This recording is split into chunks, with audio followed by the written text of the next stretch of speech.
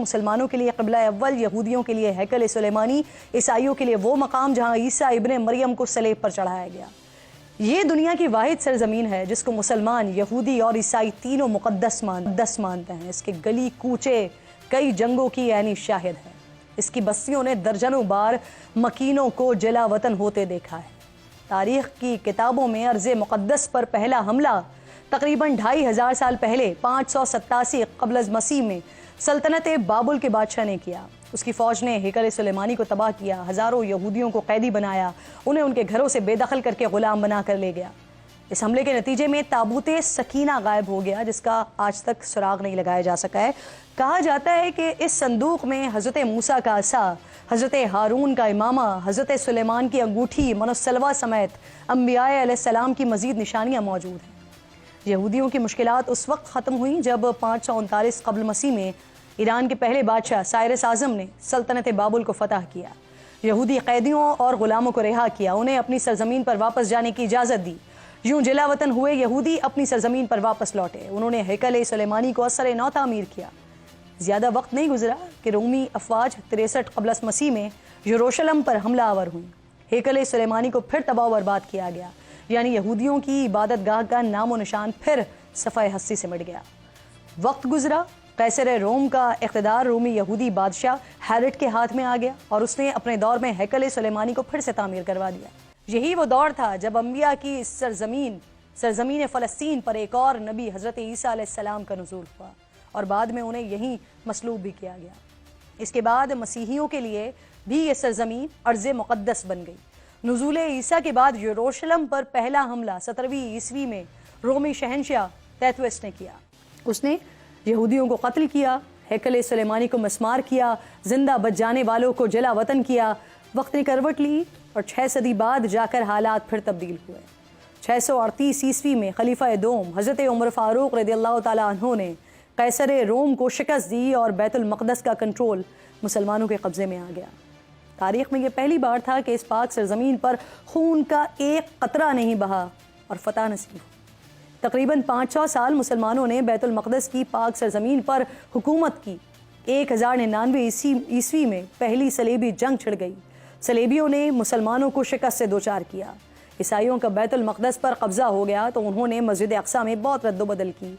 مسجد میں رہنے کے لیے کمرے بنائے، متعدد دیگر عمارتوں کا اضافہ کیا، مسجد کے اندر اور اس کے ساتھ ساتھ گرجا گھر بھی بنا لیا۔ اس جنگ میں مسلمانوں کا بہت خون بہایا گیا۔ مسلم سلجوق ریاست بڑھ چکی تھی، مسلمان زوال کا شکار تھے، لیکن انہوں نے بیت الاقصیٰ پر اپنا کلیم نہیں چھوڑا تھا۔ تقریباً 90 سال گزر گئے، مسلمان اپنی کھوئی ہوئی زمین واپس نہیں لے سکیں، لیکن کیا اس وقت مسلمانوں نے ہمت ہار دی؟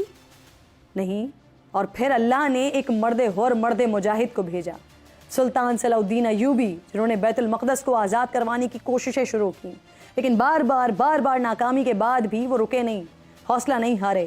تقریباً 16 حملوں کے بعد بالآخر فتح یاب ہوئے۔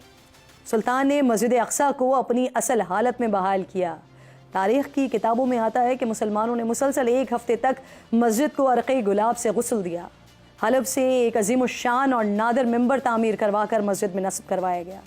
صلیبی اس کے بعد بھی نہیں رکے، چالے چلتے رہے، مذہب کے نام پر گمراہ کر کے اتحاد بناتے رہے، سازشوں اور طاقت سے بیت المقدس حاصل کرنے کی کوششیں کرتے رہے، لیکن ناکام رہے۔ 15ویں صدی میں جا کر بیت المقدس سلطنت عثمانیہ کے پاس آ گیا۔ عثمانی سلاطین نے شہر کو جدید خطوط پر تعمیر کروایا، سڑکوں سے لے کر ریلوے لائن تک جدید نظام بنایا۔ عہد عثمانی کے دوران یہودیوں نے آزاد یہودی ریاست کے قیام کی بڑی کوششیں کی، لیکن وہ کبھی ایسا کر نہیں سکے۔ 1917 میں عثمانی سلطنت کا خاتمہ ہوا، برطانیہ نے بیت المقدس پر قبضہ کر لیا، اور پھر وہ ہوا جس کا نتیجہ آج فلسطین کی مظلوم عوام سمیت پوری دنیا بھگت رہی ہے۔ دنیا بھر سے یہودیوں کو لا کر یہاں بسایا گیا۔ طویل منصوبہ بندی کے بعد 1948 میں یہودی آباد کاروں نے اپنی مذہبی ریاست اسرائیل کے قیام کا اعلان کیا۔ فلسطینیوں اور دیگر عرب ریاستوں نے اس کو تسلیم کرنے سے انکار کیا۔ بین الاقوامی برادری نے اس کو غیر قانونی قرار دیا، لیکن اسرائیل ٹس سے مس نہیں ہوا۔ اسرائیل نے قبضہ چھڑانے کے لیے عرب اسرائیل جنگیں بھی لڑیں، لیکن مسلمانوں کو کامیابی نہیں مل سکی، اور سازش کے ساتھ ساتھ ہمارے ذہنوں میں یہ بات باور کروائی جاتی رہی کہ یہودی دنیا کی سب سے طاقتور قوم ہے اور مسلمان اس سے لڑ نہیں سکتے، جیت نہیں سکتے۔ مسلمان حکمرانوں کی عیاشیوں نے مسلم دنیا کو کمزور بنایا، جس کا فائدہ اسرائیل کو ہوا۔ آج ہمارے بڑے بڑے دانشور بھی یہی کہتے پھرتے ہیں کہ 70 سال میں جو کچھ حاصل نہیں کر سکے وہ اب کیا حاصل کر لیں گے۔ تو ان کی اطلاع کے لیے یہ عرض ہے کہ صلاح الدین ایوبی نے بھی 90 سال بعد مسجد اقصیٰ کو حاصل کیا تھا۔ اس وقت بھی دشمن بڑا مضبوط تھا، مسلمان اس وقت بکھرے ہوئے تھے، لیکن اللہ نے ہمیں فتح دی تھی۔ جس اسرائیل سے ہمیں ڈرایا جاتا ہے، جن یہودیوں کے قصے سنائے جاتے ہیں، کیا انہوں نے اسرائیل کو ایسے ہی حاصل کر لیا تھا؟